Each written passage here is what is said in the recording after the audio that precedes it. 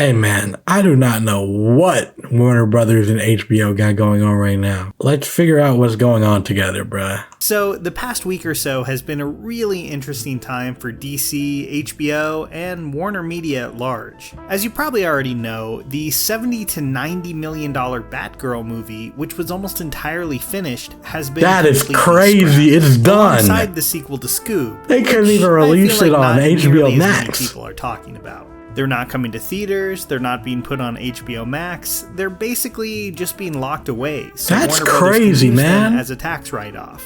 Reactions to this were all over. Somebody need to sneak into the HBO facilities really and weird situation take it and release it, bro. In blockbuster movies, especially when the film is basically done. But what makes it even more noteworthy, beyond those two films, is the amount of change that WB, DC, and HBO Max are about to go through now that they're being spearheaded by Discovery, in a merger that has led That's so weird. Like, why is Discovery of all things taking over HBO and DC and, like, Warner? Like, what are we doing here? Like, I do not care about Shark Week, I'm not gonna lie. Like, does Shark Week have this many viewers that Discovery has this much power? Behind Alaskan Bush People and American Chopper, now being in charge of everything from Warner Brothers' century-long film library to DC Comics and Adult Swim.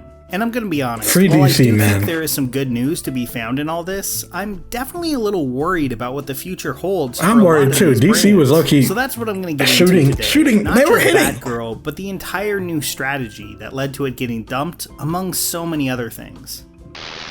Batgirl first. There's been a lot of debate over whether the movie was just so horrible that WB couldn't bring themselves to release it, which I seriously doubt is true, considering that according to The Hollywood Reporter, the film tested around the same range as the first It movie.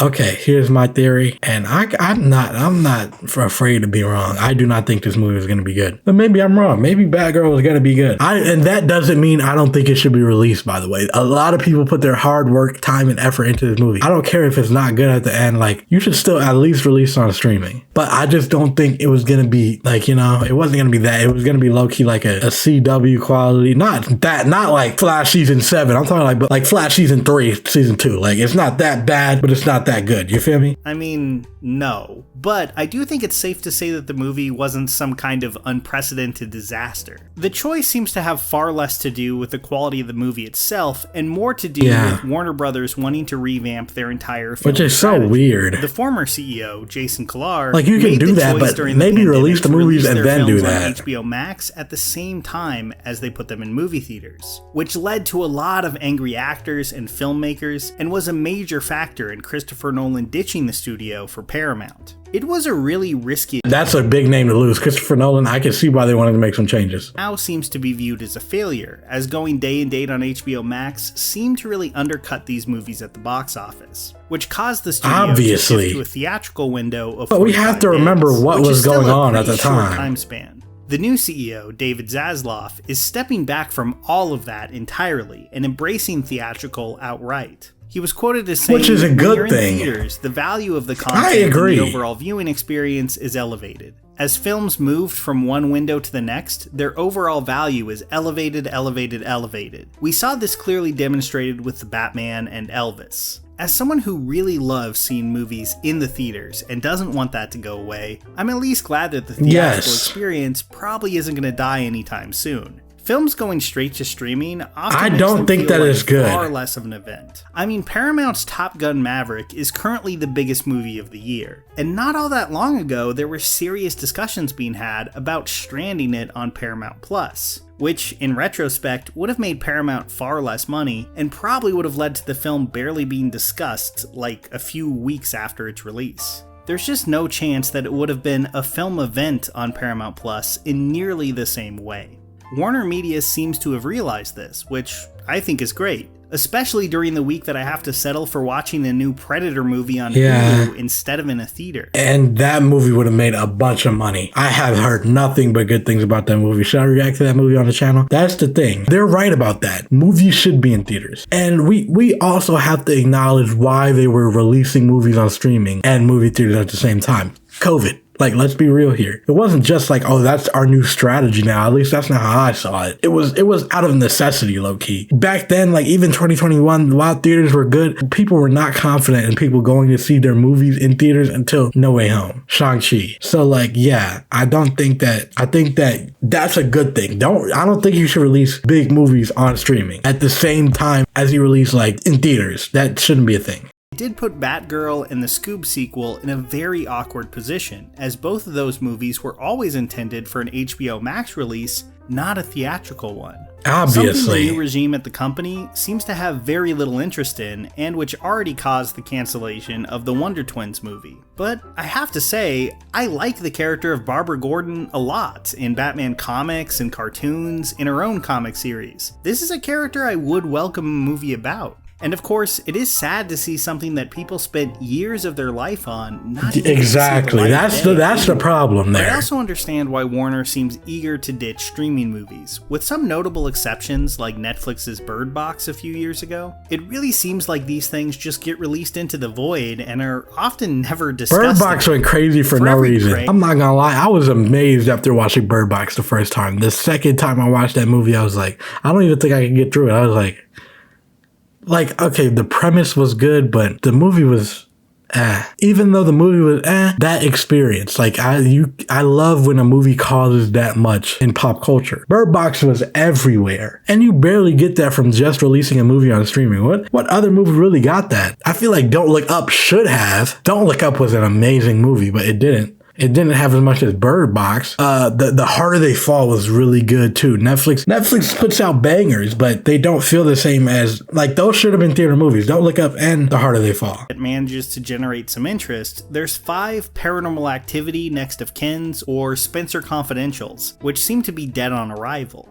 Warner is understandably looking to get away from that, but they seem to be taking it a step farther too, which I'm a little concerned about. So in addition to these cancellations, HBO Max has also just been pulling stuff off of their service. Things like the HBO Max movies and American It's getting Pickle scary, and bro. Witches. Now that's already pretty strange because the service outright owns these titles. Exactly. But I've seen a lot of people online just shrug it off as no big deal. That's it's not a like big these deal. Were great or super memorable movies anyway.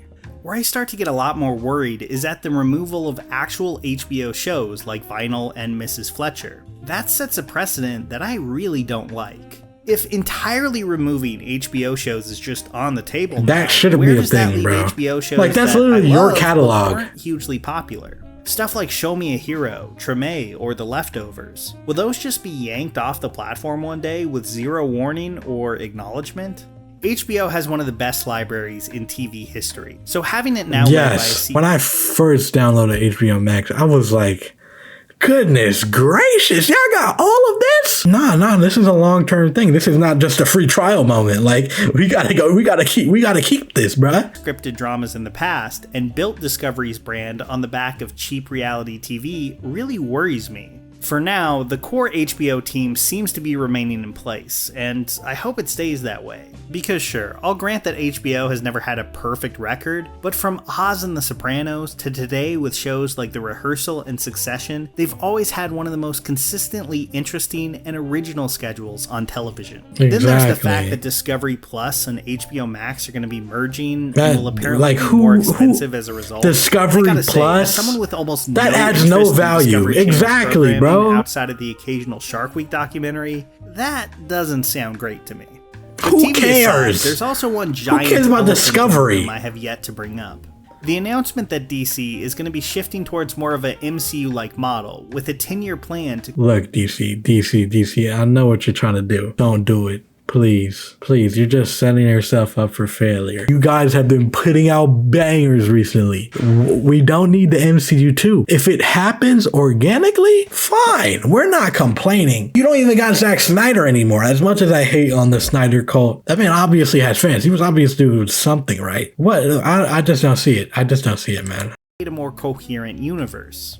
I've seen this met with a lot of enthusiasm from fans, but I gotta say, I'm a little skeptical. For a few reasons. One is that I kind of enjoy how all over the map DC movies are allowed to be. The fact that Joker and Shazam could coexist and not be boxed in by each other. Exactly. That's the problem with the MCU. The MCU people say all the movies are the same. You look at the Suicide Squad, Shazam, the Batman, and Joker, those are completely 4 different movies. Now, I feel like Birds of Prey is in that Suicide Squad, like realm, but you see there's so many different tones of DC movies because they don't have to share the same universe. If we abandon that so fast, like I understand wanting to make a universe, let that happen organically though. But on top of that, trying to copy the MCU has been attempted time and time again by different studios, and it rarely works out like they Never. think. I'm really looking at you, Universal's Dark Universe. Now, obviously DC has a shared universe in the comics, but I'm just not sure it's the best way to go with the feature films, especially now that there's already so many DC franchises going. You fumbled already. Is Batman going to be forced into a Shazam movie? Will the Joker sequel? That's disgusting. That's nasty. That promises the next movie will be a crossover with Wonder Woman? I doubt it. My guess is they'll try to have everything very loosely related in the giant multiverse that's going to be set up in the Flash movie. But then you get into, does Warner really want to reshape its DC movies around what happens in an Ezra Miller star vehicle? Being different.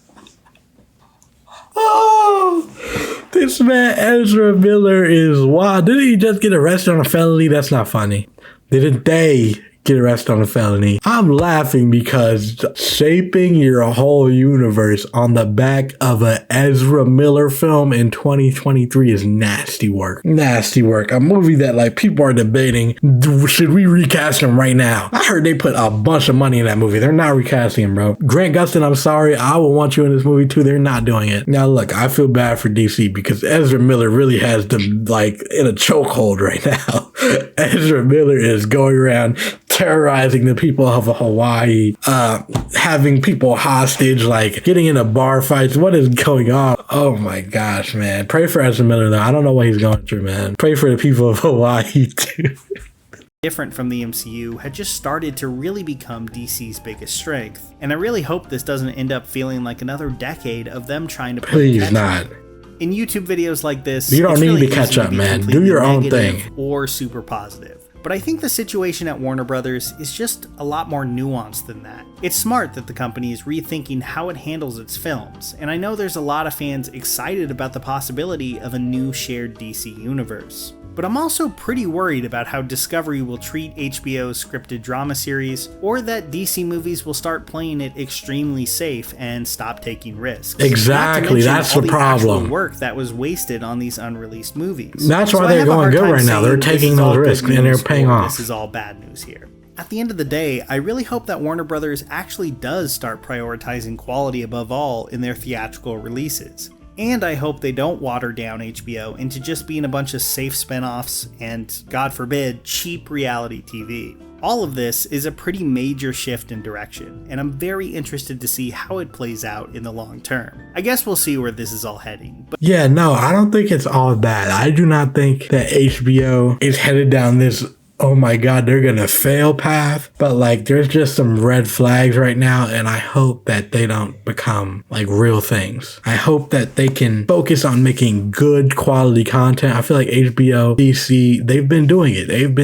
I've enjoyed everything. I've enjoyed their streaming service. I've enjoyed the DC movies, their shows, and you don't want to see them stray from that. But if you enjoyed this video, here's the video just like it. I appreciate y'all for watching.